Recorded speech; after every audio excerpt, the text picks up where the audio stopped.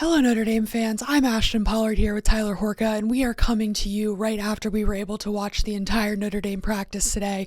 It was the fifth practice, but this just the second one that we were allowed to be there, and this was the first one that we could see through the entire 2-ish hours.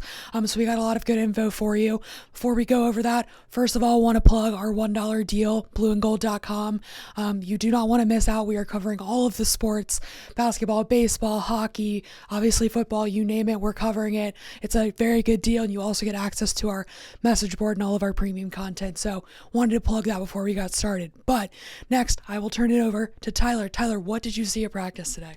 A whole lot. Usually we come to you guys and we're like, oh, all we saw was stretching. We saw some, not even one-on-ones. Usually we see quarterbacks throwing on air. We saw 11 on 11, 7 on 7, some individual work as well. And obviously, it was basically the gamut of all things that you could see out there. We saw it all. So quarterbacks, it's Drew Pine, it's Tyler Buckner, but I was kind of interested to see that those guys probably split reps, I would say, with the first team. Drew Pine might have even actually gotten a little more first team opportunities with the offense. I wouldn't put too much stock into that. It's the fifth practice. Drew Pine's been here 2 years. Tyler Buckner's been here 1.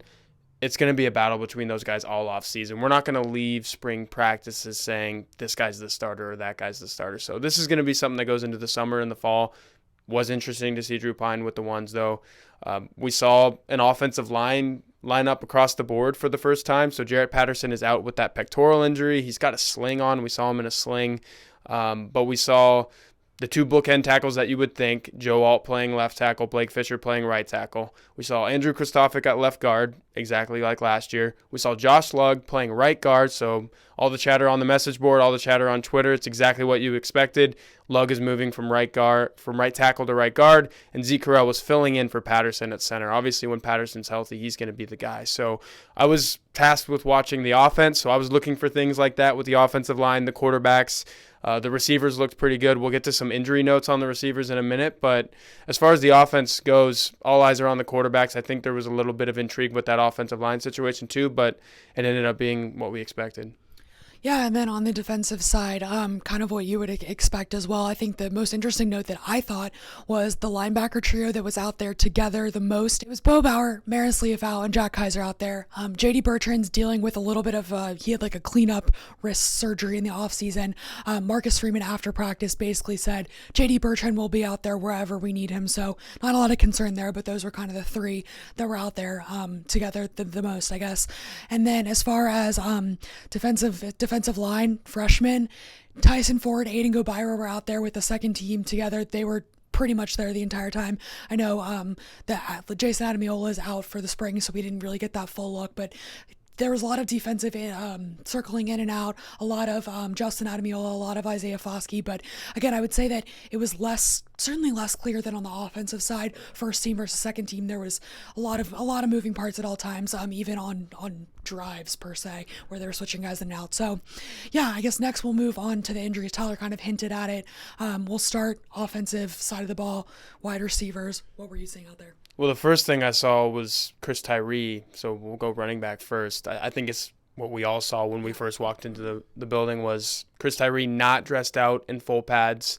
He had a T-shirt on. He was going through stretches as everyone else was. He did not seem limited at all in the stretching lines. He looked pretty mobile, to be honest, and his left ankle was pretty heavily taped, though, and we asked Marcus Freeman about it afterwards. Just an ankle sprain. He said Tyree should be good to go probably as early as next week, maybe even the next practice, so not much worry there. Joe Wilkins had an awesome practice. Patrick Engel, our colleague, coworker at blueandgold.com, wrote about him a little bit and some instant observations on the message board. He made a lot of really good catches. He was making some DBs look a little silly out there, but toward the end of the practice, he goes down hobbling off the field. He was limping. Obviously, Joe Wilkins had offseason surgery on his left knee, and it looks like that's what he was favoring. He went into an isolated room and was getting looked at by the team doctor. So some worry there, but again, Marcus Freeman said just tweaked, just kind of something, bumps and bruises in a practice like this. This was the first live practice of the spring, so this is the first time that defensive guys were going all out on the offensive players. So it's a little worrisome that happens in the first practice like that for Joe Wilkins, considering his injury history. But we'll see if he's back out there next week. Lorenzo Styles got popped pretty good. Yeah, that was a bit of a scary moment. I watched it, heard it. Everyone it went completely silent. They turned the music off. They ultimately asked them to turn it back on because it was so silent. Could have heard a pen drop. But I don't want to take your over. No, she said everything I was about to say. They literally said turn the music back on because you could hear Lorenzo basically gasping for air. Yeah. But as bad as that sounds, that's when I felt a little better about the situation. You knew it probably wasn't a head injury. You're not making those noises if it was a head injury. Sure. Just got the wind knocked out of him. It was DJ Brown who kind of hit him coming over the middle. Bang, bang play.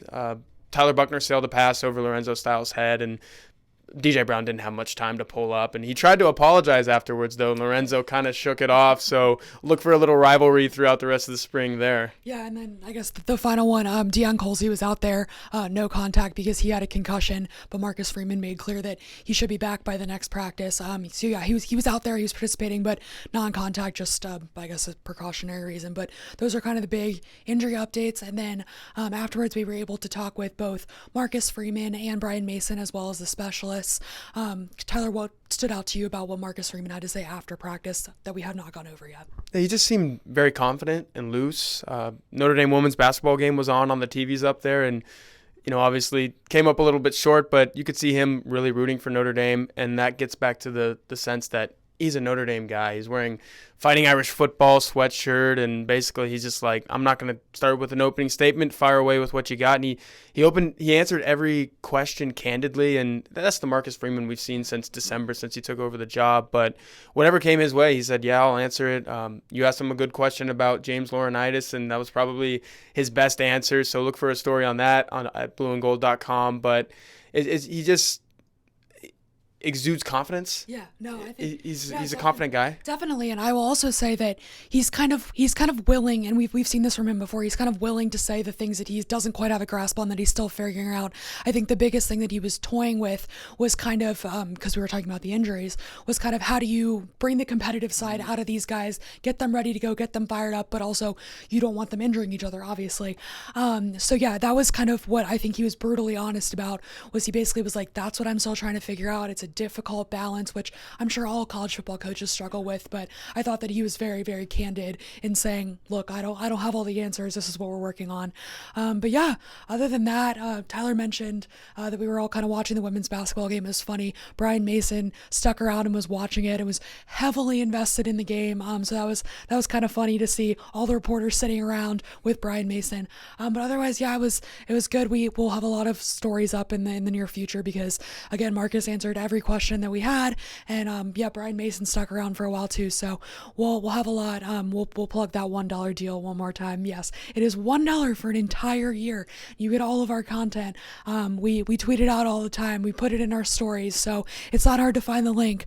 But yeah, you should definitely check it out. And otherwise, I think that was kind of the only practice that we're gonna have full access to. We will be back next weekend, able to look at kind of the first 5 periods. But again, this is where we get a lot of our information because we are able to be there for the entire couple of hours. But other than that, we will see you next time.